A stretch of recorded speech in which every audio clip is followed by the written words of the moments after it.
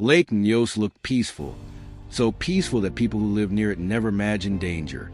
It was quiet, calm, surrounded by green hills and small villages where nothing dramatic ever seemed to happen. The water barely moved. Even on windy days, its surface stayed eerily smooth, like a mirror hiding something beneath. On the night of August 21st, 1986, the air around the lake felt strangely heavy. Animals grew restless. A few residents woke to a deep rumble rolling through the valley. It didn't sound like thunder. It sounded slower, deeper, like the earth releasing a long, uncomfortable breath. Then the sound faded, leaving behind a silence that felt unnatural. Sometime after midnight, a thin white mist began rising from the lake's center. It drifted across the water and slid down the surrounding slopes.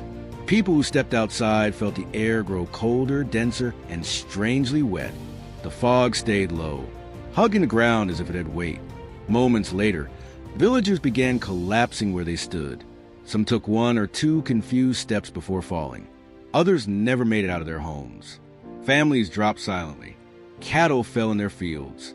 Birds dropped from trees. Dogs lay lifeless near the entrances of their homes.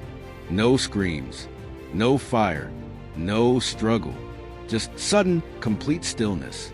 By sunrise, a few survivors stumbled into neighboring towns. Trembling and barely able to speak, they described a night where the valley stopped breathing, a fog that moved like a living thing. People collapsing instantly, as if a switch had been turned off. When rescue teams arrived, they found a scene that felt unreal. Bodies lay everywhere, on paths, inside homes, near cooking fires that burned out. It looked as if time had frozen mid-movement. Even insects were silent. The world felt emptied.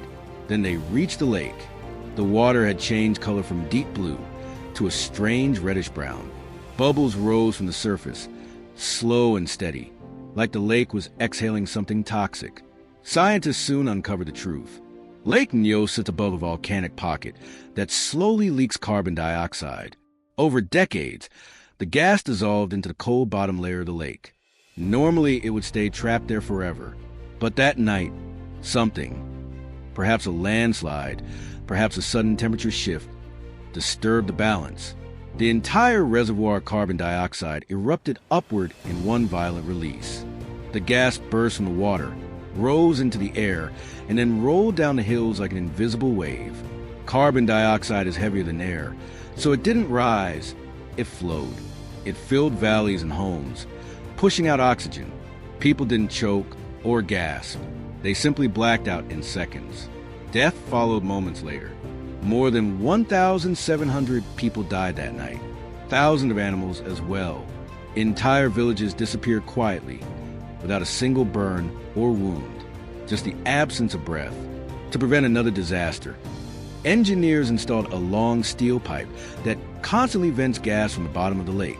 It works, but only if it never fails. Even now, many locals avoid Lake Nyos entirely. They say the water looks the same as always, calm, gentle, harmless. Yet everyone who remembers that night knows better, because some dangers don't roar. Some don't shake the earth.